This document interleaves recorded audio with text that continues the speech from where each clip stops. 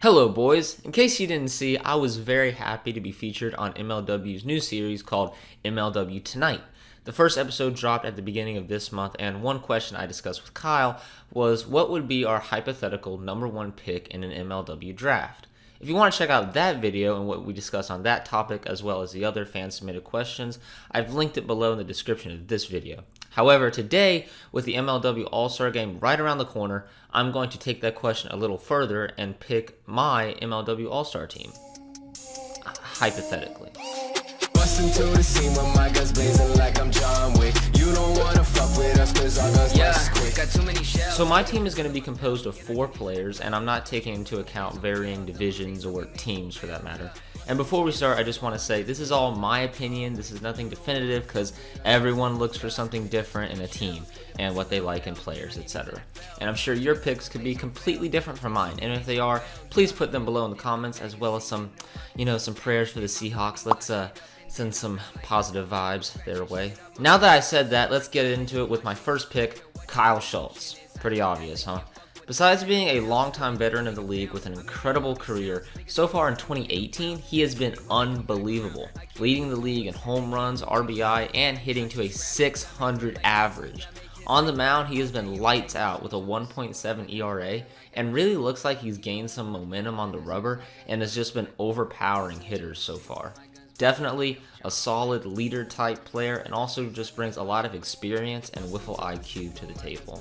Second spot is going to go to the greatest commentator in sports history, Drew Davis! Now, because of their massacre of the Seahawks, and the fact that they've only played 2 series at the time I'm recording this video, the Cobras numbers are a little inflated right now. But still, last year Drew pounded the ball, hitting to a .390 average and having 16 RBI. Drew was really the heart of the 2017 Cobras postseason run. And transferring that momentum into this year, Drew has really looked a lot more confident on the pitching side. It just feels like now he's settled in better, and his ERA of 1.6 is pretty fantastic. But like I said, that's probably going to average out in the coming weeks as they play more series. Another solid attribute we've seen from Drew this year so far is that he's really cut down on his strikeout numbers when hitting, and he has been consistently putting the ball into play, which is invaluable as a hitter. My next pick is going to have to be Alec Warda. Even though this season thus far has been rough for the Predators faithful, and Warda has had a disappointing year pitching compared to his 2017 season, and honestly I think this can be seen most obviously in his staggering number of 39 walks handed out in only 11.2 innings pitched. However, despite all that, the thing I like about Warda is that he really brings a fun, competitive presence on the field, and if I can see that through videos, then I'm sure it's there in real life. Plus, even in a rough season this year, Warda still has a .346 average with 11 RBI and 5 home runs. And throughout the years, Warda has proven himself to be a force from the lefty side of the plate, not only hitting in clutch spots, but also being the one willing to put the team on his shoulders and grind out wins when no one else was able to hit. And fun fact, he is actually number 4 and 5 on the all-time home runs and hits leaders with 77 home runs and 214 hits. And for the 4th slot on my fictitious lineup card, I'm going over to the Midwest and picking up Tommy Coughlin, just like the answer I gave in MLW Tonight. Even though, like a lot of pitchers this season in MLW, Tommy has been handing out a lot of walks, his pitches are the filthiest I've ever seen, and has paid dividends with his 1.2 ERA.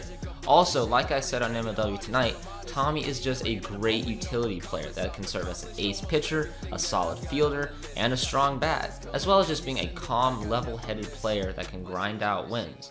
And like we saw in last year's championship, that's the kind of player you want leading your team in tight situations. And there you have it, boys. I guess here it is, my MLW dream team. Like I said at the beginning, tell me your picks below in the comments. I'd really like to know. And also stay tuned to the MLW channel for the MLW All-Star Game. It's always a personal favorite landmark of mine in the MLW season, and last year's was one of the best ever. And hopefully this year will be no different.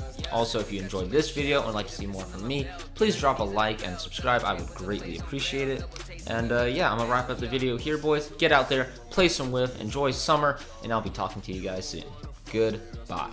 Yeah, got too many shells, keep the pistol in my belt, get on your knees and I fell, double J with the flames don't fail, double take so we made to avail.